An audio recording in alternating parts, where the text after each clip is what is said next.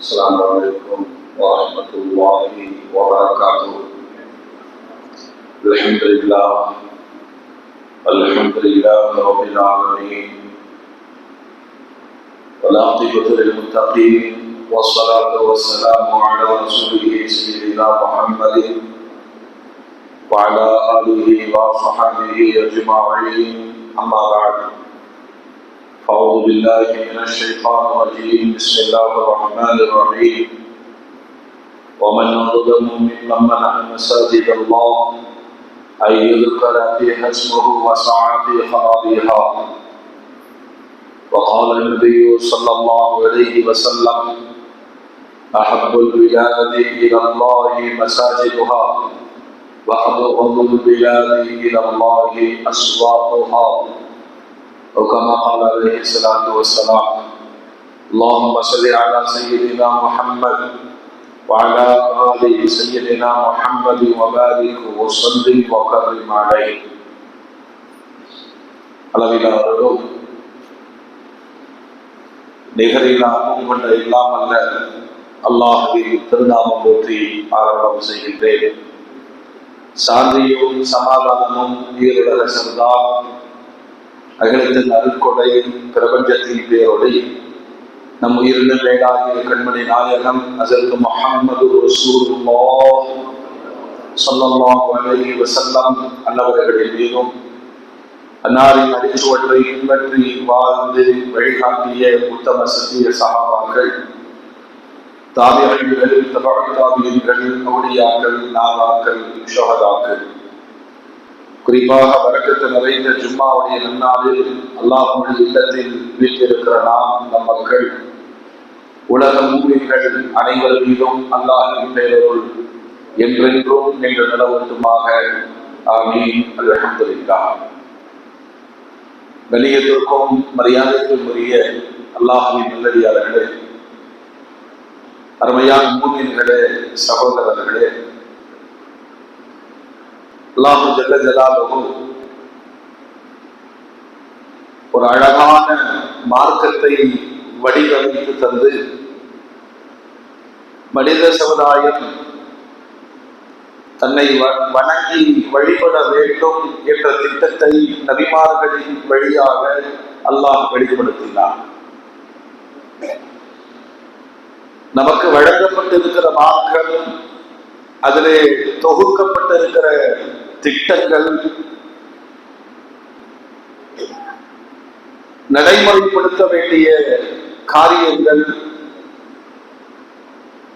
அனைத்தையும் மிக நேர்த்தியாக அல்லாஹ் அமைத்து நபிமார்களின் வழியே அதை நடைமுறைப்படுத்திக் கொண்டிருக்கிறார்.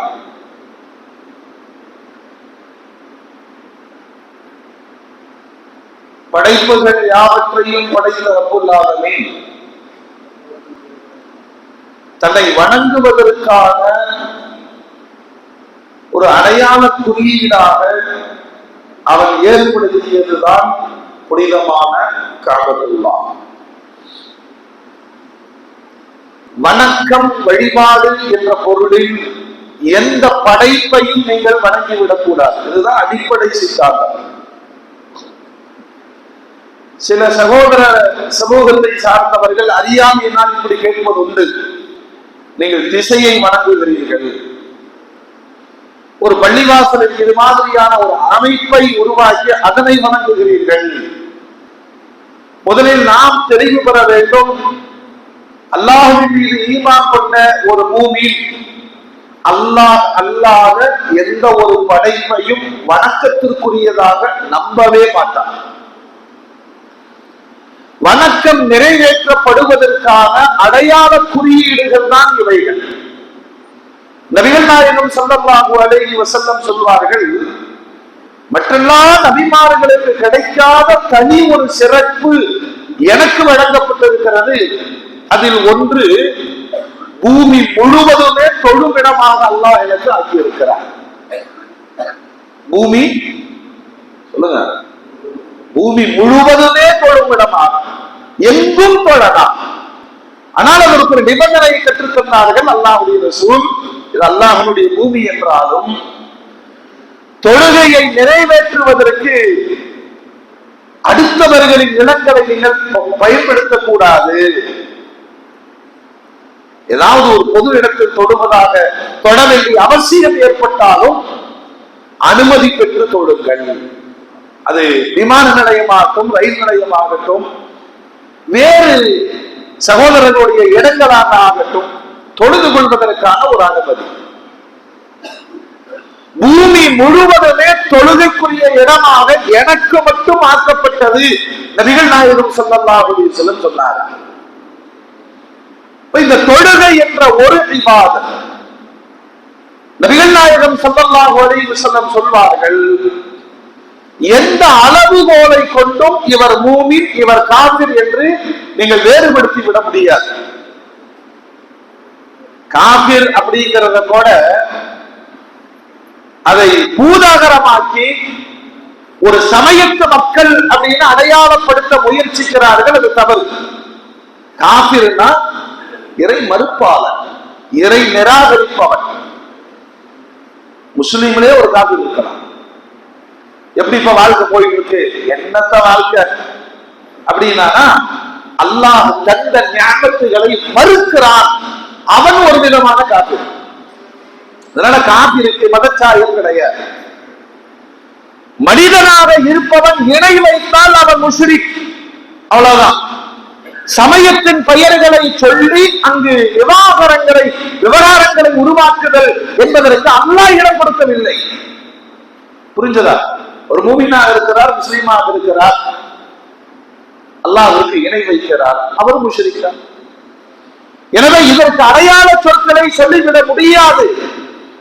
நபிகள் நாயகம் ஸல்லல்லாஹு அலைஹி வஸல்லம் காஃபிர், முஷ்ரிக், மூமின், முஸ்லிம் இவர்களுக்குள் அடையாள குறியீடு இருக்கிறதா அப்படிங்கிற கேள்விக்கு பெருமானார் சொல்வார்கள், தொழுகை ஒன்றுதான் காஃபிருக்கும் மூமினுக்குமான அடையாள குறியீடு, வேறுபாட்டின் அடையாளம்.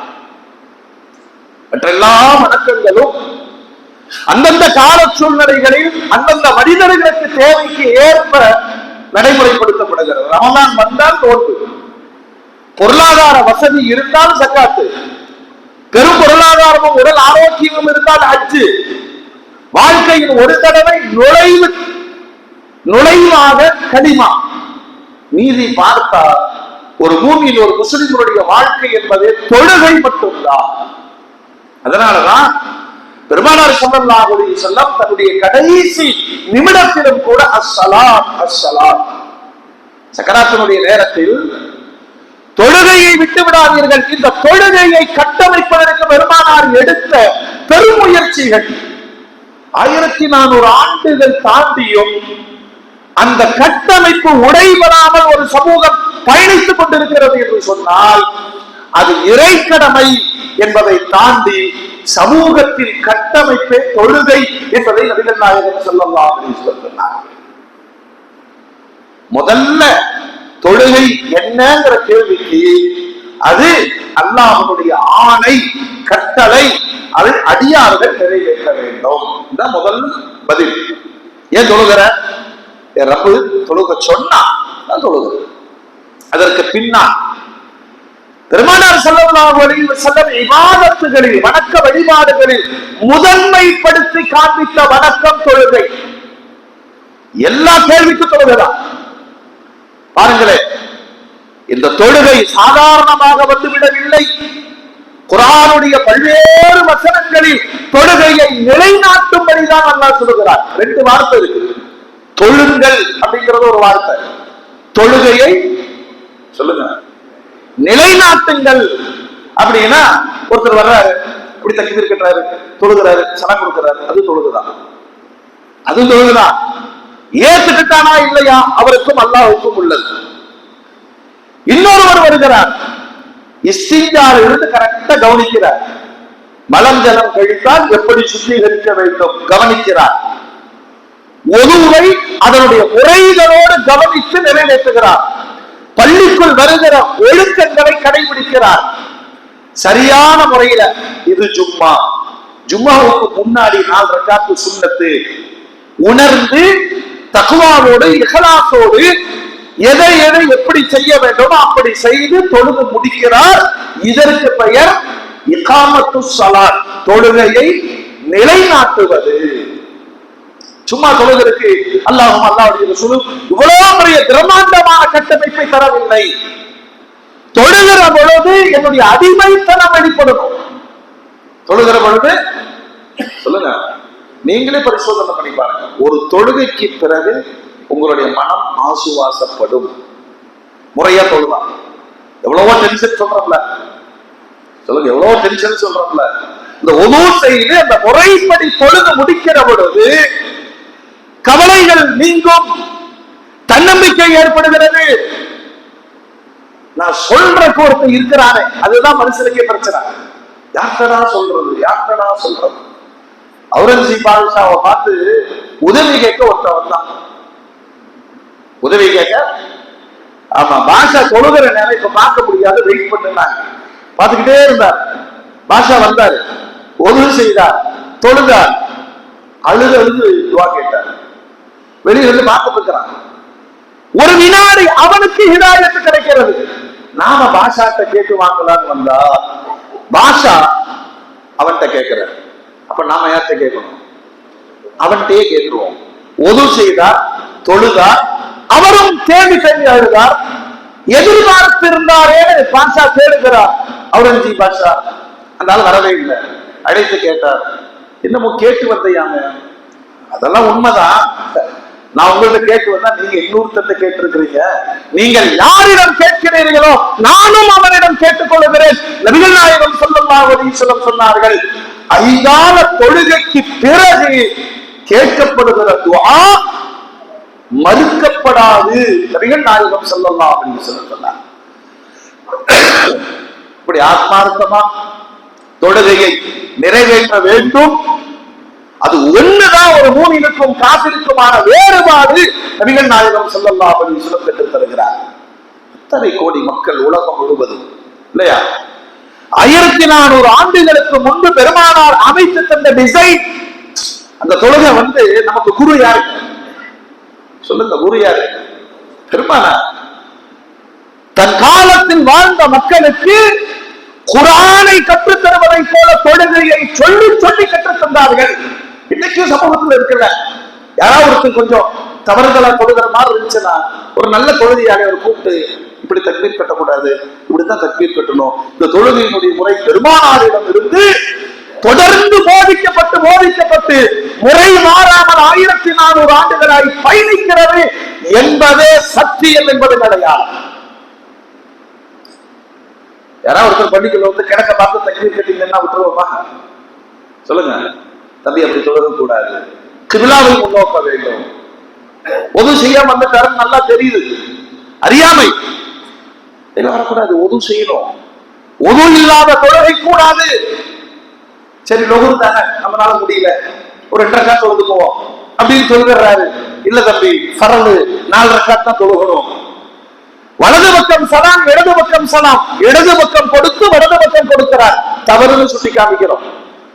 குர்ஆனை கற்றுத் தருவதை போல தொழுகையை பெருமானார் கற்றுத் தந்தார்கள். ஆசான் பெருமானார் வார்த்தைங்க சொன்னாங்க, சல்லு கமா ரஅய்துமூனி உஸல்லி, நான் எப்படி தொழுகிறேனோ அப்படி நீங்கள் தொழுங்கள். மாற்றமா தொழுதா அது தொழுகையாக ஆகாது, அது கூடாது. எல்லா துறையும் தொழுகையே.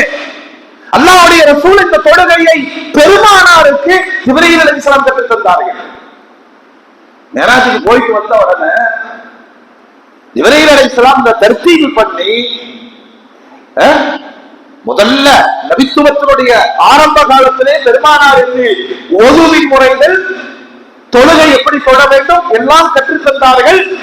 ஒரு முறையில்லாத தொழுகை இருந்தது. மேராஜிற்கு பிறகு ரகாத்துகளுடைய எண்ணிக்கையோடு அந்தந்த நேரத்தில் நிறைவேற்றப்பட வேண்டிய தொழுகையினுடைய பெயர்கள் முன் சுன்னத்து, பின் சுன்னத்து. இந்த தொழுகை அத்துணையும் நம்முடைய சொந்த அபிப்பிராயம் அல்ல, பெருமானாருடைய வழிகாட்டுதல். பெருமானாருக்கு ஜிப்ரீல் அலைஹிஸ்ஸலாம் காட்டித் தந்தார்கள். ஜிப்ரீல் அலைஹிஸ்ஸலாத்திற்கு அல்லாஹ் சொல்லிக் கொடுத்தார். இந்த மார்க்கம் சும்மா சாதாரண மார்க்கம் கிடையாது இல்லையா? ஃபஜ்ருடைய நேரம் வாட்ச பார்க்கறதல்ல, சூரிய உதயத்திற்கு முன்பாக, விடியலுக்கு முன்பாக நிறைவேற்றப்பட வேண்டும். எல்லா காலத்திலையும் இதை கண்டுபிடிக்க முடியும். லோருடைய தொழுகை சூரியன் நடு உச்சியில் சாய்ந்ததிலிருந்து நீங்கள் தொழுகை நிறைவேற்றிக் கொள்ளுங்கள். சூரிய அஸ்தமன நேரத்தில் அசரையும், சூரியன் அஸ்தமிக்கும் அந்த இறுதி நேரத்திலே மகரிபையும், நன்கு இருள் படர்ந்த பிறகு இஷாவையும், நடு ராத்திரியில் தஹஜ்ஜத்தையும் என்று பட்டியலிட்டு வரையறையிட்டு கால நேரங்களை குறித்து பெருமானார் ஸல்லல்லாஹு அலைஹி வஸல்லம் சொல்வார்கள், தொழுகையை நிலைநாட்டுங்கள், நீங்கள் மார்க்கத்தை நிலைநாட்டுகிறீர்கள். இது முதல்ல நான் ரப்புக்கு செய்யற கடமை. நான் ஒரு அடிமை, அவன் எஜமா. தொழுகையினுடைய ருசி, ஆனந்தம் நபிகள் நாயகம் ஸல்லல்லாஹு அலைஹி வஸல்லம் அனுபவித்தார்கள், சஹாபாக்களுக்கு அனுபவிக்க சொன்னாங்க. அதனால அந்த உம்மத்து எப்படி இருந்துச்சுன்னா, எல்லா பிரச்சனைக்குமான தீர்வு தொழுகையில் தேடினார்கள். இத்தனை பேர் இதை நம்ம ஃபாலோ பண்ற சொல்லுங்க. ரொம்ப மனசு கஷ்டமா இருக்கு. ரொம்ப கடனாளி ஆயிட்டு பிள்ளைங்க சொன்னா பேச்சு கேட்க மாட்டேங்கிறாங்க. ரொம்ப நாளா குழந்தை இல்லை. எத்தனையோ பிரச்சனைகள். இந்த பிரச்சனைகளுக்கு தொழுது நீங்கள் தீர்வு தேடினீர்களா? ஆயிஷா ரலியல்லாஹு அன்ஹா சொல்லுகிறார்கள், பெருமானாருக்கு எந்த சம்பவம் முன்னிட்டாலும் தொழுது விட்டதற்கான தீர்வை அல்லாஹ்விடம் தேடுவார்கள். அவங்க சந்திக்காத பிரச்சனையா? அவர்கள் எதிர்கொள்ளாத பிரச்சனையா? வாழ்க்கை பிரச்சனை மட்டுமல்ல, கிளைமேட் பிரச்சனை. புயல் அபாயம் வருகிறது. உடனே சென்னையில இருக்கிறவங்க என்ன செஞ்சுக்குவாங்க? அரசாங்கம் என்ன செய்யும்? வீரர்களை தயார் செய்யும் இல்லையா?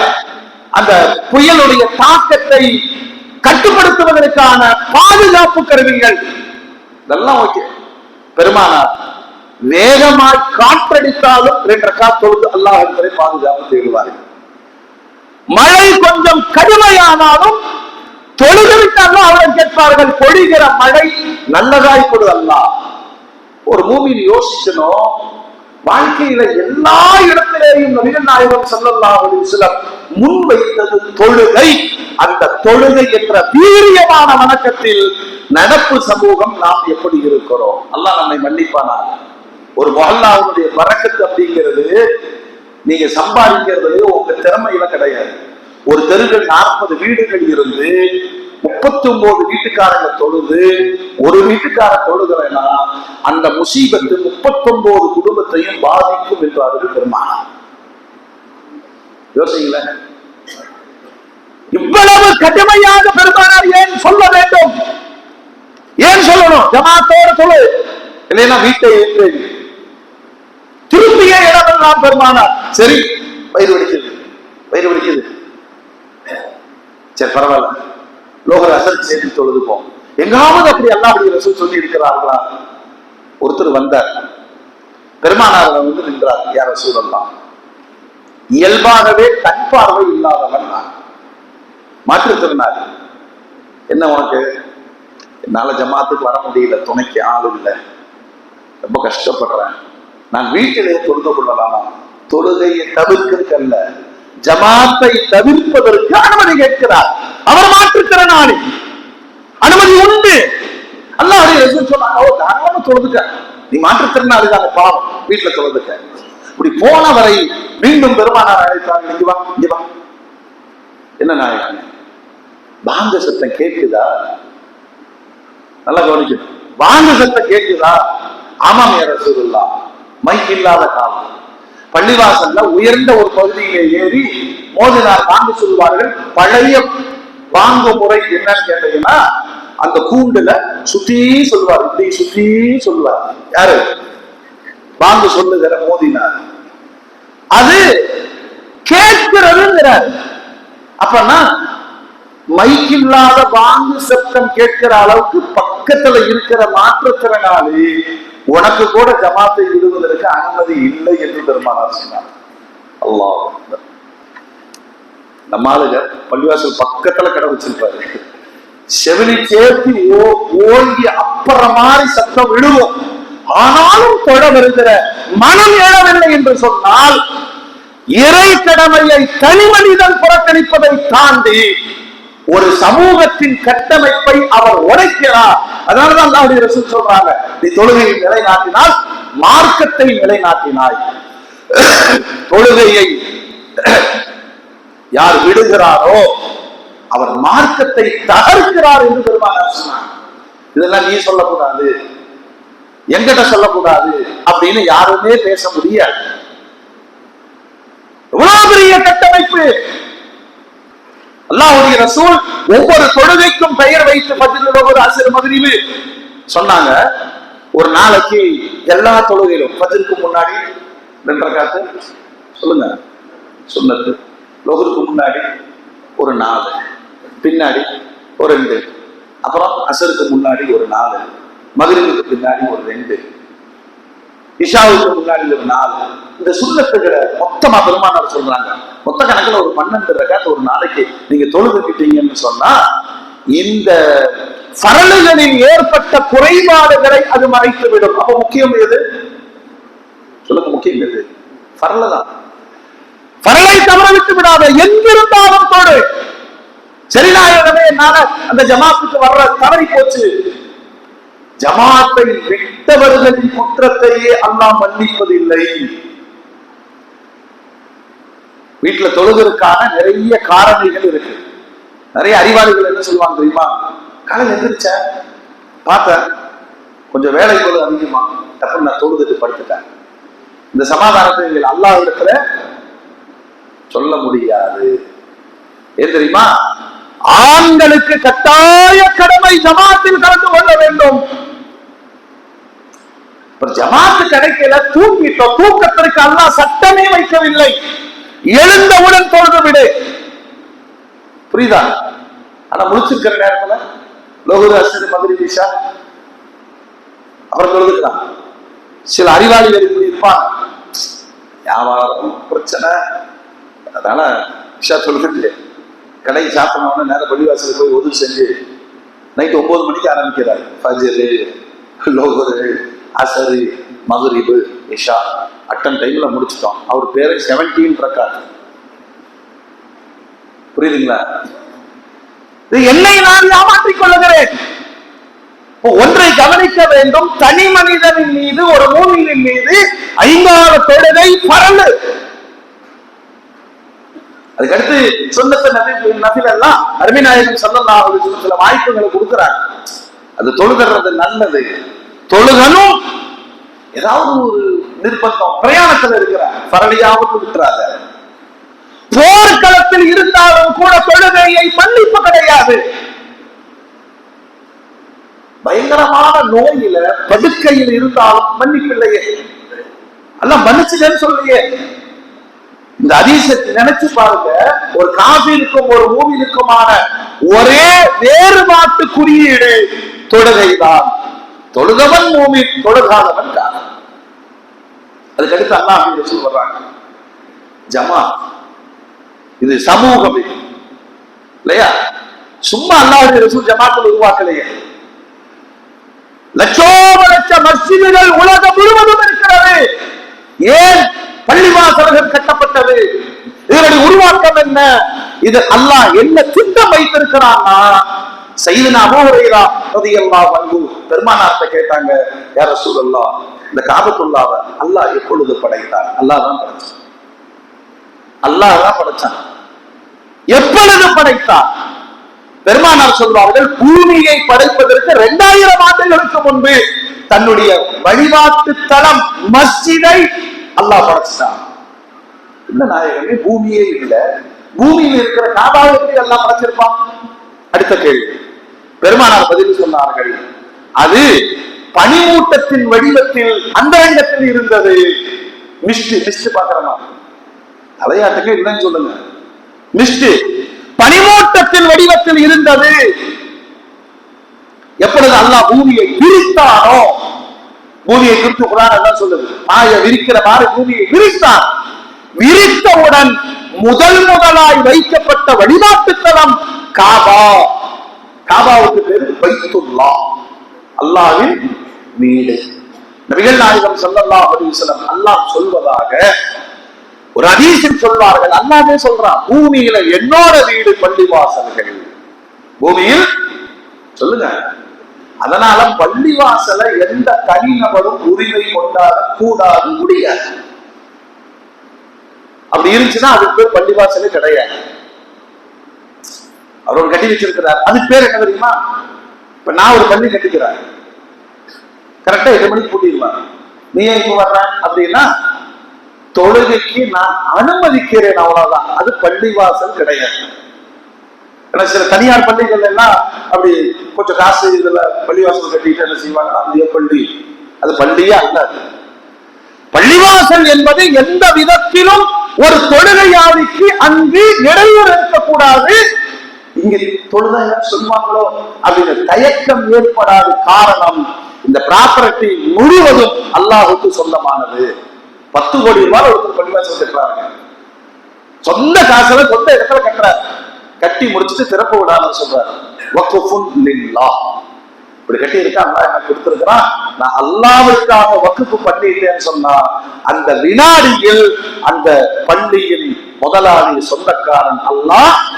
உழைத்தவர் சாமானிய மனிதர்கள் ஒருத்தரே, அவருக்கு ஏன் பள்ளியில் சொல்ற அதிகாரம் அவருக்கு இல்லை. அவருக்கு வேணா மக்கள் துவா செய்யலாம். 10-11 அந்த இபாதத்தை நிறைவேற்றும் தளமாக பயன்படுத்திக் கொள்ளலாமே தவிர, எவ்வளவு அல்லாஹ் அற்புதமான திட்டங்களை வக்ஃப்ல கொண்டு வந்திருக்கிறான். நம்மள்ட்ட அந்த பிரச்சனை இருக்கு. எங்க பள்ளிவாசல் இருக்கு, நாங்க கட்டின பள்ளிவாசல், அதனாலதான் அடி தொடர்ந்து வாங்குகிறோம். அல்லாஹ் ஏற்படுத்தினான்.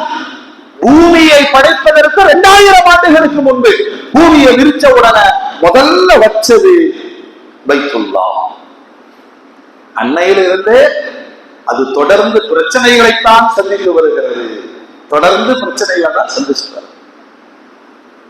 ஏன்னா காபத்துல்லா அல்லாஹ்ட்ட அழுதுச்சாமா, யா அல்லாஹ், என்னை நீ படைத்தாய் இல்லையா, உன்னை அடையாளப்படுத்தும் சின்னமாக நான் இருக்கிறேன். இதையும் புரியணும். யாரு காபாவை வணங்குறது இல்ல? காபா வணங்குறதா சொல்லுங்க. காபா வணக்கத்திற்குரியதா? அல்லாஹ்வின் வணக்கத்திற்கான அடையாள புள்ளி பூமியில் தெளிவா இருக்கிறான். அடையாள புள்ளி. காபாவை யாரு வணங்குறது இல்ல, காபா அழுகுது. என்னடா அல்லாஹ், தௌஹீதின் அடையாளமாக என்னை படைத்தார். எனக்குள்ள விக்கிரகங்களின் ஆக்கிரமிப்பு, வழிகொடுத்தலின் ஆக்கிரமிப்பு. நபிமார்கள் வருகிறார்கள், என்னை சுத்தப்படுத்துகிறார்கள். நபிமார்களுக்கு பிறகு மீண்டும் குஃப்ரும் ஷிர்க்கும் எனக்குள் மண்டி கிடக்கிறதே. அல்லாஹ் சொன்னா பொறுமையாயிரு, ஒருத்தர் வருவாரு, அவர் சுத்தம் பண்ணுவாரு. அந்த சுத்தம் நிரந்தரமாக இருக்கும். எங்க இருக்கு? ஆதம் அலைஹிஸ்ஸலாம் காலத்திலிருந்து பெருமானாருடைய காலம் வரைக்கும் காபத்துல்லாஹ்வுடைய போராட்டமே என்னன்னா, அது தௌஹீதின் சின்னமாக விளங்கும். இடையில குஃப்ரு ஷிர்க்கு மண்டி கிடக்கும். அடுத்தடுத்த நபிமார்கள் போராடுவார்கள், அடுத்தடுத்து குஃப்ரும் ஷிர்க்கும் வரும். கண்மணி நாயகமுத்து முஹம்மது ரசூலுல்லாஹ் வந்தார்கள். 13 ஆண்டு கால மக்காவின் போராட்டம். மதீனாவிற்கு ஹிஜ்ரத் செஞ்சு போய் ஹிஜ்ரி 8ஆம் ஆண்டு புனிதமான மக்காவின் மீது படையெடுத்து வந்தார்கள். அது போர் அல்ல, ராஜதந்திரத்தோடு மக்காவிற்குள் நுழைந்த பெருமானார் காபத்துல்லாவை கைப்பற்றினார்கள். கைப்பற்றிய பெருமானார் இது இஸ்லாமிய நகரம் அப்படின்னு பிரகடனப்படுத்தினார்கள். அதற்கு பிலாலை காபாவிற்கு மேல் ஏற்றி வாங்கு சொல்ல சொன்னார்கள். தன்னுடைய அசா குச்சியினால் ஆக்கிரமிப்பு செய்யப்பட்ட காபத்துல்லாவிலிருந்து அசுத்தங்களை வெளியாக்கினார்கள். இந்த பாசிச பயங்கரவாதத்தினுடைய கொடூர எண்ணங்கள் இந்தியால மட்டுமல்ல, இந்த வரலாற்றை அவன் எப்படி சொல்றான் தெரியுமா? இந்த வரலாற்றை அவன் எப்படி எழுதி வைத்திருக்கிறான் தெரியுமா? உங்க வரலாறே சொல்றது காபாவிற்குள் விக்கிரகங்கள் இருந்தது, முகம்மது நபி அதை அப்புறப்படுத்தினார், எங்கள் கோயில்களை ஆக்கிரமிப்புத்தானே நீங்கள் மசீதுகளை உருவாக்குகிறீர்கள், அங்கிருந்து தொடங்கியது. ஆனால் உண்மை என்ன? பள்ளிவாசலை ஆக்கிரமித்துதான் இந்த ஷைத்தான்களுடைய அடையாளங்கள் உள்ளே நுழைக்கப்பட்டது. நபிமார்கள் தன் கடமைகளை செய்தார்கள். அந்த பாரம்பரியம் தான் மஸ்ஜிதுகள். உண்மையா இல்லையா? இப்ப அல்லாஹ்வுடைய ரசூல் என்ன செய்யறாங்க? அந்த தொடக்கோடை அந்த நஜீஸ கையால் 360 விக்கிரகங்கள் அப்புறப்படுத்தினார். ஆக்கிரமிக்கப்பட்டது, அப்புறப்படுத்தி கழுகிய பிறகு தௌஹீதின் பரிசுத்தமான சின்னமாக்கி உள்ளே தொழுகிறார்கள். எந்த அளவுக்கு இருக்காதுன்னா, காபத்துல்லாக்களை எப்படி தொழுகிறார் நம்ம சொல்லுங்க. காபத்துல்லாக்களை எப்படி தொழுகிறது? உலகமே காபாவை பார்த்துதான் தொழுகுது. மக்காவுக்கு போய் பார்த்தீங்கன்னா காபாவை சுத்தி தொழுகுவாங்க. ஏன்னா காபா தான் பேச, காபாவுக்குள்ள தொழுகிறதா தான் எப்படி தொழுகிறோம் சொல்லுங்க. எப்படி வேணாலும் தொழுகலாம். அப்ப சஹாபாக்கள் சிலர் காபாவிற்குள் பெருமானார் எப்படி தொழுகிறார்கள் போய் பார்த்தா ஒரு குறிப்பிட்ட இடத்தில் பெருமானார் தொழுகிறார்கள். பதிவுகள் இருக்கு. அதற்கு பிலாலை மேலே ஏற்றி வாழ்ந்து சொல்ல சொன்னார்கள். அல்லாஹ் மட்டுமே வணக்கத்திற்குரியவன், படைப்புகள் எதுவும் வணங்கக்கூடாது தெளிவுபடுத்தினார்கள் பெருமானார். இப்ப பாருங்க, இந்த காபத்துல்லா நிரந்தரமாக தௌஹீதின் சின்னமாக பாதுகாக்கப்படணும் அப்படின்னா 2 வேலையை பெருமானார் தொடங்கி விட்டார்கள். பிலால்கள் வாங்க சொல்லட்டும், இமாம்கள் தொழுகை நடக்கட்டும், ஷிர்க்கு உள்ளே ஏறாதுன்னு சொன்னார். புரியுதா பைசா? புரியுதா? பிலால்கள் வாங்க சொல்லட்டும், இமாம்கள் தொழுகை நடக்கட்டும், எங்கெல்லாம் ஜமாத் நடக்கிறதோ அந்த மஸ்ஜிதுகள் ஹயாத்தாக இருப்பதற்கு அந்த தொழுகையாளிதான் பாதுகாவலர்கள். இந்த திட்டத்தை பெருமானார் காபாவில் ஏற்படுத்தினார்கள். இன்றைய தேதி வரை பிலால்கள் வாங்க சொல்லுகிறார்கள், இமாம்கள் தொழுகை நடத்துகிறார்கள், ஜமாத்தார்கள் தொழுகிறார்கள். அதற்குள் 1400 ஆண்டுகளாய் குஃப்ரும் ஷிர்க்கும் எட்டி பார்க்காத நிரந்தர சுத்தத்தை அல்லாஹ் காபாவிற்கு தந்தான். வரலாறா இல்லையா? ரொம்ப தெளிவா பெருமானார் சொன்னாங்க. நீ உலகத்துல எங்க வேணாலும் இருக்கு, 7 கண்டங்களில் எங்கும் வாழுங்கள், நீ அல்லாஹ்வை வணங்குவதற்கு ஒரு யூனிஃபார்ம் நான் தர்றேன். அதுல இந்த தொழுகைங்கிற வடிவத்தை முதல்ல நீங்க என்ன தெரிஞ்சுக்கணும்? பெருமானார் சொல்றாங்க, தொழுகைக்கு சுத்தம் முக்கியம். அங்க தொடங்குறாங்க. நஜீசிலிருந்து சுத்தம், பெருந்தொடக்கு குளிப்பு கடமையானால் குளித்தல், இதையெல்லாம் முடிச்சு நீ தொழுகைக்கு வந்தனா தொழுகையாளி சுத்தமா இருக்கணும், தொழும் இடம் சுத்தமா இருக்கணும், தொழுகையினுடைய நேரமா இருக்கணும் சொல்லிவிட்டு பெருமானார் சொல்வார்கள், எங்கு தொழுதாலும் தொழுகையில் முன்னோக்கு திசை காபாவாக இருக்கட்டும். இமாம்கள் எவ்வளவு சட்டம் எழுதி வச்சிருக்கிறாங்கன்னா இது எல்லா மனிதருக்கும் சாத்தியப்படாது இல்லையா? அதனால இமாம் அபூ ஹனீஃபா ரஹ்மத்துல்லாஹி அலைஹி சட்டம் எழுதி வச்சிருக்கிறாங்க, உலகத்தில் எந்த மூலையில் நீங்கள் இருந்தாலும் காபாவின் திசை நோக்கு திசையாக அமைத்துக் கொள்ளுங்கள். அப்படின்னா ஒரு தொழுகையாளி பிரயாணத்துல இருக்கிற, வெளியூர்ல இருக்கிறோம், இன்னைக்கு அந்த இதெல்லாம் இருக்கு, மிஷின் இருக்கு இல்லையா, கிபிலா எதுன்னு கேட்டா அது சொல்லும். இருந்தாலும் நீங்கள் தேடி பார்த்து அப்புறம் தொழுவுங்க. ஆள் சுத்தமாயிட்டாரு, உடை சுத்தமா இருக்கு, இடமும் சுத்தமா இருக்கு, முக்கியம் நோக்கு திசை. சரி இதுதான் கிபிலா, ஒருத்தர் கேட்டா இதுதான் கிபிலா அப்படின்ட்டாரு, தக்பீர் கட்டிட்டாரு. ஒருத்தர் சொல்றாரு, பாய் என்ன பாய் வடக்கு பார்த்து தொழுகிறீங்க? ஐயோ தப்பா போச்சு. தொழுகையிலேயே அவர் சொன்ன திசைக்கு திரும்பி விட வேண்டும். திசை எவ்வளவு முக்கியமானது, ஆனால் திசையை வழங்குவதில்லை. அல்லாஹ் உருவாக்கிய அடையாள புள்ளி நீங்க ஒரே யூனிஃபார்மா தொழுகிறோம். அதனால் எங்கிருந்தாலும் நோக்கு திசை. இப்ப பாருங்க, உலகம் முழுவதும் எல்லா திசையிலும் தொழுகிறாங்க. மேற்கு திசைங்கிறது தப்பு. நம்ம நாட்டுக்கு, ஸ்ரீலங்காவுக்கு, மலேசியாவுக்கு இவங்களுக்கு தான் மேற்கு திசை. மதீனாக்காரங்களுக்கு இதெல்லாம் திசை தெற்கு நோக்கி தொழுகிறார்கள். நிறைய நாடுகளுக்கு போனால் கிழக்கு, வடக்கு, வடமேற்கு, கிழமேற்கு எல்லா திசையிலும் வரும். நீ எந்த நாட்டில இருந்தாலும் நான் நிக்கிற இடத்திலிருந்து காபா எங்க இருக்கிறது பார். காபா தான் தொழுகையின் அடையாள குறியீடை தவிர காபாவை யாரும் வணங்குவதில்லை. கரெக்டா? சவுதியில போனீங்கன்னா மக்காக்குள்ள பள்ளிவாசல்லாம் ஒரே திசையில இருக்காங்க. அவங்க மொஹல்லால இருந்து காபா எந்த திசையில இருக்கோ சுத்தியிலும் கட்டியிருப்பாங்க. சில நாடுகள் கடல் கடந்து மாறுகிற பொழுதுதான். அதனாலதான் இமாம் அபூ ஹனீஃபா ரஹ்மத்துல்லாஹி அலைஹி சொன்னாங்க, காபாவின் திசையை பார்த்து தொழுங்கள். இமாம் ஷாஃபி ரலியல்லாஹு அன்ஹு அதை விட ரொம்ப அக்யூரேட்டா என்ன சொல்றாங்கன்னா, நீ தொழுகிற இடத்துல இருந்து கரெக்டா காபாவுடைய திசையை புடிச்சு தொழுவோம். டிட்டோ ஐநூறு கிபிலா கிபிலா மாறுச்சுன்னா தொழுகை கூடாதுங்கிறாங்க. சாதாரண மூமின்கள் கவனிக்கணும், தொழுகிறோம், தொழுகையில ஒருவர் அப்படி நெஞ்சை திருப்பி விட்டால் காபா விடுபட்டு போய்விடும், தொழுகை கூடாது. எவ்வளவு கவனிப்புகள், எவ்வளவு ஆத்மார்த்தமாக ஒரு பெரிய சமூக கட்டமைப்பு. தொழுகையை நிலைநாட்டுங்கள் முறையாக. உலகம் முழுவதும் ஒரே கிபிலாவை நோக்கி நோக்கு திசையாக வைத்து தொழுகிறார்கள். இன்றைய காலத்துல சொல்லப்பட வேண்டிய செய்தி, நாங்க காபாவை வணங்குறது இல்ல, காபாவின் ரப்பாகிய அல்லாஹ்வை வணங்குகிறோம். அல்லாஹ்வை வணங்குவதற்கு அவன் வைத்திருக்கிற அந்த அடையாள குறியீடு தான் காபா. அடுத்து வாங்க, பெருமானார் ஸல்லல்லாஹு அலைஹி வஸல்லம் சொல்றாங்க, காபத்துல்லா ஆதம் அலைஹிஸ்ஸலாம் வந்து செப்பனிட்டார்கள், அவ்வளவுதான். படைச்சது யாரு? அல்லாஹ். அங்கிருந்து இப்ராஹிம் அலைஹிஸ்ஸலாம் வரைக்கும் புனர் நிர்மாணம் தான், யாரும் கட்டவில்லை. பிறகு 40 நாள் அல்லது 40 ஆண்டுகள் இன்றைக்கும் பிரச்சனையோடு இருக்கிற பைத்துல் முகத்தஸ், மஸ்ஜிதுல் அக்ஸா. யாக்கூப் அலைஹிஸ்ஸலாம் அஸ்திவாரம் விட்டார்கள், சுலைமான் அலைஹிஸ்ஸலாம் கட்டி முடித்தார்கள். அங்கு யூதர்கள், முஸ்லிம்கள், கிறிஸ்தவர்களுக்கான முப்பெரும் சண்டை களமாக அது இருக்கிறது. அவரவர்களுடைய நம்பிக்கை. அதற்கடுத்து பெருமானார் மதீனாவிற்கு போனார்கள்.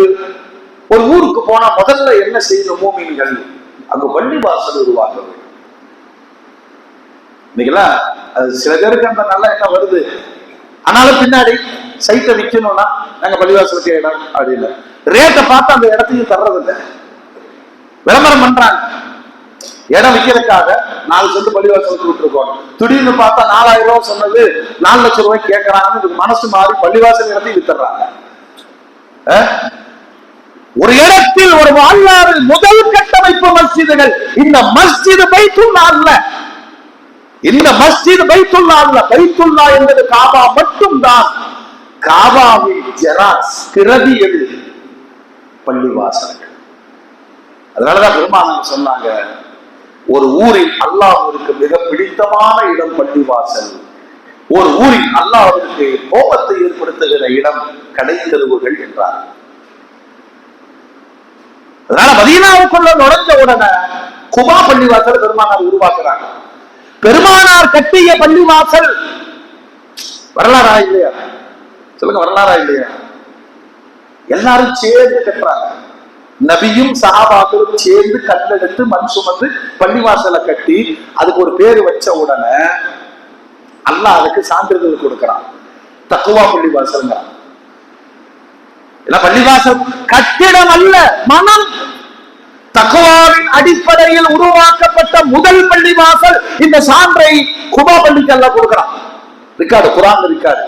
பெருமானார் என்ன சொல்றாங்க தெரியுமா? ஒது செஞ்சு இந்த பள்ளியில வந்து 2 ரக்காத் தொழுதா மக்கால போய் காபால செய்யற உம்ராவின் நன்மை இந்த பள்ளிவாசலுக்கு உண்டு. வரலாறு. அடுத்து வெளியில் வருகிறார்கள் பெருமானார், தற்காலிகமான ஒரு பள்ளிவாசலை உருவாக்குகிறார்கள், ஜும்மா பள்ளிவாசல். ஏன்னா அவ்வளவு வேகம் சமூகத்துல இந்த கட்டமைப்பு உருவாக்குறதுல. மக்கால சுதந்திரம் இல்ல, மதீனால சுதந்திரம் கிடைத்தது. குபா மஹல்லால ஒரு பள்ளிவாசல், வழியில ஜும்மா பள்ளிவாசல். அடுத்து 100 பேரை வச்சு முதல் ஜும்மா பெருமானார் நடத்துறார்கள். முழுக்க முழுக்க தக்வாவை மட்டுமே பேசினார்கள். மதீனாவுக்குள்ள வர்றாங்க, சித்தீக் நாயகத்தை கூப்பிட்டு பள்ளிவாசல் கட்டுறதுக்கு இடம் பார்த்துட்டு வாங்க. நம்ம வீட்டுல நிக்காதுங்க, நிக்குமா? 4 மாடி வித் லிப்ட், ஏசி. இப்ப எல்லாம் வந்து இந்த மினி தியேட்டர் எல்லாம் கட்டிக்கிறாங்க. உன் ஜனாசாவை கூட வீட்டுக்கு விட மாட்டாங்க. நல்லா புரிஞ்சுக்கணும். ஜனாசாவை எங்க வைப்பாங்க? வீட்டு வாசல்ல விருந்து வைப்பாங்க. அதான் பார்த்து பார்த்து கட்டிச்சுன்னு சொல்லி அந்த மினி தியேட்டருக்குள்ளேயே வைப்பாங்க. கொஞ்சம் யோசிக்கணும். உன் வீடு நிற்காது, பள்ளி வாசல் நிற்கும், கியாமத்து வரைக்கும் நிற்கும். அதனாலதான் பெருமானார் சட்டமே போட்டாங்க. சமுதாயத்தினால் உருவாக்கப்பட்ட மஸ்ஜிதுகள் அது அல்லாஹ்வுடைய சொத்து. எங்க பள்ளியில் உருவாக்குனீங்களோ வான் வரைக்கும் அது பள்ளிவாசல் தான். சில இடங்கள்ல இது ஒரு ஐடியா தான் பண்ணுவாங்க. நம்ம பள்ளிவாசல்லாம் மாடியில பார்த்தா ஒரு 4000 ஸ்கொயர் ஃபீட் சும்மா தானே இருக்கு, ஏசி போட்டு லிப்ட் வச்சு மண்டபம் ஆக்கிட்டோம்னா வருமானம் வருமே. ஐடியா நல்லா இருக்குங்க, சொல்லுங்க. ஐடியா நல்லா இருக்குங்க. இந்த கபிரிஸ்தானே பிளாட் போடணும்னு யோசிக்கிறானுங்க. நாம நல்லதானே இருக்கு. இந்த மாதிரி குறுக்குத்தனமா யோசிப்போம். பெருமானார் சொன்னாங்க, ஒரு இடத்த பள்ளின்னு சொல்லிட்டீங்கன்னா வான் வரையிலும் பள்ளி வாசல் தான், வேறு வேலைகளுக்கு அங்க அனுமதி கிடையாது. அல்லாஹ் அக்பர். பள்ளிக்குன்னு ஒரு சட்டம் இருக்கு. ஏன் இந்த உள்பள்ளி வெளிப்பள்ளி? ஏன் தொழுகைக்கான ஜமாத்திற்கான இடம் அது வேறு, பொது பணிகளுக்கானது. ஜனாசா தொழுகை, நிக்கா நடக்குது, வேற வேற பஞ்சாயத்து நடக்குது, இது தனி. இவ்வளவு முறைகளை உருவாக்கிய பெருமானார் மஸ்ஜித் நபவிக்கு இடம் வேணும்னு சொன்னவன சிதீக் நாயகி இடம் பார்க்கிறாங்க. 1400 வருஷத்துக்கு முன்னாடியே அவங்க சிந்தனை எப்படிங்க, ஊருடைய மைய பகுதியில தான் மஸ்ஜித் இருக்கணும். பார்த்துட்டு வந்து சொன்னாங்க, 2 அனாதை சிறுவர்கள் சகல சுகைகளுக்கான சொந்த இடம் ஒன்று இருக்கு. யாரோ சொல்லலாம், அப்படியா அனாதை சிறுவர்களா? எல்லாம் வேண்டாம். எவ்வளவு பயந்துருக்காங்க நம்மால். பள்ளிவாசலுக்கு என்ன கொடுங்க கொடுங்க, அடிச்சு கொடுக்க கூடாது. மார்க்கெட் ரேட்டை விட அதிகம் கொடுத்து வாங்கணும் பள்ளிவாசல். இதெல்லாம் பாடம். அந்த சிறுவர்கள் கேள்விப்பட்டவுடன் ஓடியாந்தார்கள். யார சூழல்லாம், அல்லாஹ்வுடைய பள்ளி எழுப்பப்படுவதற்காக எங்கள் இடத்தை பார்ப்பதாக கேள்விப்பட்டோம், நாங்கள் இனாமாக தருகிறோம். அல்லாஹ்வுடைய ரசூல் சொன்னாங்க, சட்டத்தர இடம் இல்லை, நீங்க 2 பேரும் மைனர்கள், மாத்திரமல்ல நீங்கள் அனாதைகள், வேணா மார்க்கெட் ரேட்டை விட கூடுதலா 10 திர்ஹம் சித்திட்டு காசு கொடுங்க, இடம் வாங்குங்க. அனாதை சிறுவர்களுக்கு அதிகமான விலை கொடுத்து அந்த இடம் வாங்கப்பட்டது. வாங்கின இடத்துல பெருமானார் ஒரு பள்ளியை கட்டுறாங்க. இடுப்பளவு சுவர்கள், பேரித்த மரங்கள் பில்லர்கள், பேரித்த மட்டைகள் ஆர்சி, மணல் தான் தரைத்தளம். சுபஹானல்லாஹ். ஒரு ஹதீஸ்ல அல்லாஹ்வுடைய ரசூல் சொல்லுவாங்க, இந்த பள்ளிவாசல் இப்படி இருக்குன்னு நீங்க பாக்குறீங்க, ஆனா கியாமத்தினுடைய சமீபத்துல தஜ்ஜால் வருவான், மதீனாவுக்குள் அல்லாஹ் அவனை நுழைய விட மாட்டான். தூரத்திலிருந்து பார்த்துட்டு தஜ்ஜால் கேட்பானாமா, இந்த வெள்ளை மாளிகை யாருடையது என்று கேட்பானாம். எது? கியாமத்தினுடைய சமீபத்தில் நான் கட்டிய பள்ளிவாசல் எவ்வளவு பிரமாண்டமாக இருக்கும். நாம பாக்குற காலத்துல மதீனாவை பார்த்த சம்முச்சு நிக்கிறோம். 8 லட்சம் பேர் அட்டன் டைம்ல தொழுகலாம். இன்னும் நிர்வாகம் நடக்கிறது. 1 கோடி பேர் வந்து போகிற அளவுக்கு விஸ்தீரணம். கியாமத்தினுடைய சமீபத்திலே ஒரு பிரமாண்டமான வெள்ளை மாளிகையாக மஸ்ஜித் நபவி காட்சி அளிக்கும் என்பதை பெருமானார் 6 சொன்னார்கள். முன்கூட்டியே செய்தி சொன்னார்கள். காபா காக்கப்படுவது தொழுகையாளிகளால், மஸ்ஜித் நபவி காக்கப்படுவது தொழுகையாளிகளினால். இந்திய வரலாற்றின் பின்னணியில் அன்றைய இந்தியா என்பது வடமாநிலங்கள். மோலாயர்கள் வந்த இடமெல்லாம் மஸ்ஜிதுகளை கட்டினார்கள். சாதாரண விஷயங்க. அமெரிக்கால இருக்கிற ஒரு பார்ட்டி அப்படியே இஸ்லாத்தை ஏத்துக்கிறான். அவன் சர்ச்சை மஸ்ஜிதா மாத்துறான். இதுல என்ன பிரச்சனை சொல்லுங்க? இதுல என்ன பிரச்சனை? சுதந்திரத்திற்கு பிறகு அம்பேத்கருடைய சட்ட நுணுக்கங்கள்ல மத குழப்பங்கள் ஏற்படக்கூடாதுங்கிறதுக்கு நம்ம தெளிவா எழுதி வச்சுட்டு போனோம். எது எது எப்படி இருந்துச்சோ அதாவது அப்படியே இருக்கட்டும், தேடி போக வேண்டாம். ஆனால் இந்த பாசிச பயங்கரவாத அரசு தொடர்ந்து பாபரி மஸ்ஜிதை 91 இழந்தோம். யானிவாதி மஸ்ஜித் மீது அவர்கள் நில அளவை என்ற பெயரால் கலவரங்கள் செய்தார்கள். ஷாஹி மஸ்ஜித்னா 500 ஆண்டு காலமாய் தொடர்ந்து நடக்கிறது. 500 ஆண்டு காலமாய் இந்த உம்மத்தின் 5 உயிர்கள் மஸ்ஜிதுக்காக ஷஹீதாக்கப்பட்டிருக்கு. நாம இன்னும் பள்ளிக்குள் வராமலேயே வெளியில் இருந்து நியாயம் பேசிக் கொண்டிருந்தால், ஒரு மஸ்ஜித் தொழுகையாளிகளால் தான் காக்கப்படுகிறது என்பதை பெருமானார் வலியுறுத்தி சொல்லுகிறார்களே. நீ தொழுக வரலனா மஸ்ஜிதை பறிகொடுக்க போகிறாய் என்று பொருள். 500 ஆண்டு கால வரலாறு மஸ்ஜிதுக்கு. இந்த நாட்டினுடைய அரசாங்கம் வெறுப்பு அரசியலை தொடர்ந்து கக்குகிறது. உடனே கேஸ் போடுறாங்க, உடனே நீதிபதிகள் விசாரிக்கிறாங்க, உடனே அதிகாரிகள் வர்றாங்க, நில அளவை ஏற்படுத்தப்படுகிறது, மறுநாளும் வருகிறார்கள், மக்கள் கொந்தளிக்கிறார்கள். அவர்களின் நோக்கமே கொந்தளிப்பை ஏற்படுத்தி அதன் மீது நடவடிக்கை எடுக்கணும். அவர்கள் ஆசைப்படுவது அடிக்கடி நடந்து கொண்டிருக்கிறது. 700 பேர்கள், அதுல வயசான 2 பெண்கள் கைது செய்யப்பட்டிருக்கிறாங்க. இது வடநாட்டுல மட்டும் நடக்குன்னு நினைக்கிறீங்களா? இருக்கிற பள்ளி வாசல்களில் கூட ஆவணங்களை சரிபடுத்தாவிட்டால், ஏன்னா இஸ்லாம் தெளிவா சொன்னது, புறம்போக்கில் என்ன பள்ளி கட்டக்கூடாது, அபகரித்த நிலத்தில் பள்ளி கட்டக்கூடாது, ஏமாற்றிய நிலத்தில் பள்ளி கட்டக்கூடாது, பள்ளிக்காக ஒவ்வொரு பள்ளிவாசலிலும் கையேந்தி ஒரு ஜமாத் கண்ணியமாக ரெக்கார்டிக்கலாக ரிஜிஸ்டரோடு பட்டாவோடு மஸ்ஜிதுகள் உருவாக்கப்படுது. ஆனால் அரசாங்கம் வினாடி பொழுதில் இது மாற்று வழிபாட்டு தலத்தை ஆக்கிரமித்து நீங்கள் ஆக்கிக் கொண்டதுன்னு இந்த காலத்துல இப்படி ஒரு நாடகம் நடக்குதுன்னா இது குறித்து ஈமானிய சமூகம் கவலைப்படணும். முதல் தீர்வு மஸ்ஜிதுகளை தொழுகைகளை கொண்டு அலங்கரியுங்கள். என் வீட்டை விட அதிகமான தொடர்பு பள்ளிவாசல் தொழுது போயிட்டு வர்றேன்னு சொல்றோம். ஒரு நாள் வரலன்னா கடைசிய சந்தாக்கள் வர்றோம். கடைசிய சந்தாக்கில் வருகிற இடம் இது சொல்லுங்க. ஒரு ஜமாத்து கட்டமைப்பு பெருமானார் சொன்னாங்க. ஒரு ஆள் மூத்த போயிட்டாருன்னா அவர் ஜமாத்துக்கு சொந்தங்கிறாங்க பெருமானார். அப்ப அந்த குடும்பத்துக்காரங்களா நியாயம் பேசிட்டு கூடாது. ஜமாத்துல வர்றாங்க, ஏலான் பண்றாங்க, அறிவிப்பு செய்யறாங்க, அசலுக்குள்ள எடுத்துக்கணுங்கிறாங்க. நீ யாருன்னு கேட்க முடியாது, எங்க சொத்து. ஒரு மூமின் மரணித்து விட்டால் ஜமாத்துடைய சொத்து. யாருமே வராவிட்டாலும் ஜமாத் அவரை குளிப்பாட்டி கவனித்து பள்ளிவாசல் வைத்து தொழுகை நடத்தி கபரடக்கம் செய்கிற வரைக்கும் ஒரு பிரம்மாண்டமான கட்டமைப்பு பள்ளிவாசல், மதரசா, கபரிஸ்தான். நீங்க இந்த மாதிரி ஒரு கட்டமைப்பு உருவாக்க முடியுமா? அவ்வளவு தூர நோக்கோடு தொழுகை என்பதை பெருமானார் ஸல்லல்லாஹு அலைஹி வஸல்லம் அல்லாஹ்விற்கு செய்கிற தனிமனித இபாதத். ஆனால் அதை கட்டமைத்த விதம் சும்மா தொழுதுட்டு போறது மட்டுமல்லது. அப்படி தொழுகையில் இணைந்த சமுதாயத்திற்கு பெருமானார் ஸல்லல்லாஹு அலைஹி வஸல்லம் உங்களை படிச்சவங்க படிக்காதவங்களுக்கு கற்றுக் கொடுங்க. உங்களுடைய பணக்காரர்கள் ஏழைக்கு உதவி செய்யுங்கள். உங்களுடைய ஆரோக்கியமாக இருப்பவர்கள் நோயாளிகள் மீது கருணைப்படுங்கள். ஒரு சமூகத்திற்கான எல்லா தேவைகளும் மஸ்ஜிதிலிருந்து நிறைவேற்றப்பட வேண்டும். இதெல்லாம் நம்ம விட்டுட்டோம்.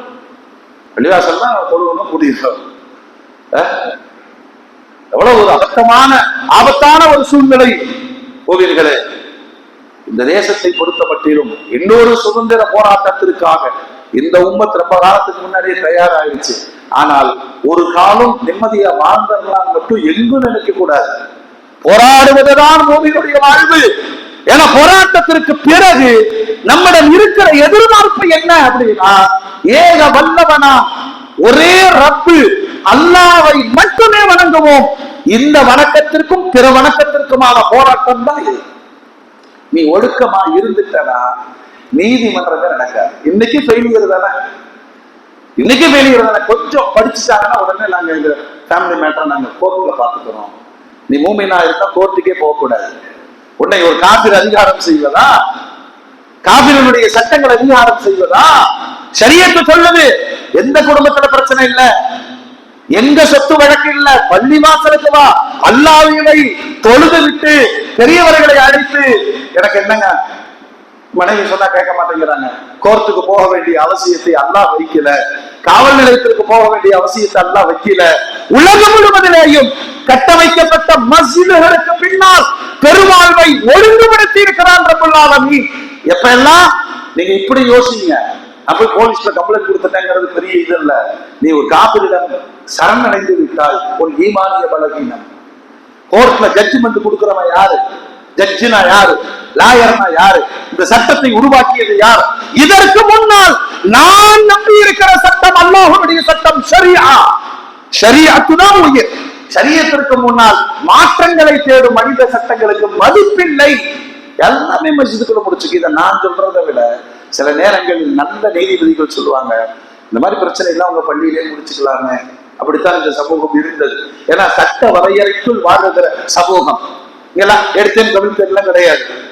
ஒரு தலாக் விட்டையா என்ன தீர்வு, ரெண்டு தலாக் விட்டையா என்ன தீர்வு, எப்படி இதா இருக்கணும், தலாக் விடப்பட்ட மனைவிக்கு என்ன கொடுக்கணும், ஜீவனாம்சம்னா என்ன, மறுமணத்திற்கு வழி என்ன, எல்லா தீர்வுகளும் குர்ஆனிலும் ஹதீஸிலும் வடிவமைக்கப்பட்ட இமாம்களின் சட்ட நூல்களிலேயும் இந்த சமூகத்திற்கு பாதுகாப்பாக தரப்பட்ட பிறகு காபிரிகளிடம் கையேற்ற வேண்டிய நிர்பந்தத்தை அல்லாஹ் ஒருபோதும் வைக்கல. அப்படின்னா திரும்பவும் நான் சொல்லுகிறேன், விண்ணிலிருந்து வானவர்கள் பார்த்தால் பூமியில் ஜொலிக்கிற ஒரே இடங்கள் மஸ்ஜிதுகள். ரப்பல் ஆலமீன் மஸ்ஜிதுகளை கட்டுமானத்தை கொண்டு ஆபாது செய்யக்கூடாது, இபாதத்துகளை கொண்டு ஆபாது செய்யும். இன்னமும் நம்ம ஜும்மாவுக்கு கூடுற மக்களாக தான் இருக்கிறோம், ரமலானுக்கு கூடுகிற மக்களாகத்தான் இருக்கிறோம், திருநாளுக்கு கூடுகிற மக்களாகத்தான் இருக்கிறோம். இந்த ஐங்காலம் என்ற சமூக அமைப்பை நிலைநாட்ட வேண்டும். அடுத்த தலைமுறைக்கு தொழுகையினுடைய அந்த எல்லா வழிகளும் நீங்கள் ஆராய்ச்சி செய்யுங்கள். மருத்துவ ஆரோக்கிய குறிப்புகள் அத்துணையும் தொழுகையில் இருக்கிறது. மனோ தத்துவ நிபுணர்கள் சொல்லுகிற மனக்குழப்பங்களுக்கான தீர்வு தொழுகையில் இருக்கிறது. தொழுகையில் மட்டுமல்ல, தொழுகையாளிகளை சந்திப்பதிலும் இருக்கிறது இல்லையா? டாக்டரா சொல்றதுன்னு வர்றாரு, அவரு ஃபஜ்ர் ஃப்ரெண்ட், அவ்வளவுதான். இதெல்லாம் பெரிய பாக்கியங்க. ஃபஜ்ர் ஃப்ரெண்டு, அவங்க 2 பேரும் கரெக்டா ஃபஜ்ர்ல பாத்துக்குவாங்க. என்னப்பா நேற்றுக்கானா ரொம்ப கஷ்டமா இருந்துச்சு, வியாபாரமே இல்லை, வாடகை கொடுக்கணும், பாய் எல்லாத்துக்கும் எழுது பாய், நான் இந்த கஷ்டங்களை எல்லாம் தாண்டி வந்திருக்கிற பாய், போங்க போங்க.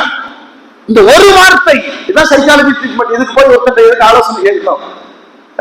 ஒரு தொழுகையாளி நல்ல நட்பு ஆதரவு தருகிறார், நல்ல வார்த்தைகள் ஒருவர் எழுப்ப செய்யும். அல்லாஹ் மஸ்ஜிதுகள் தொழுகையாளிகளை கொண்டுதான் பாதுகாக்கப்படுகிறது என்பதை இந்த தலைமுறை உணர வேண்டும். இது போன்று இந்தியாவில் இந்த பிரச்சனை மட்டுமல்ல, இனியும் நிறைய பிரச்சனைகள் தோன்றும்.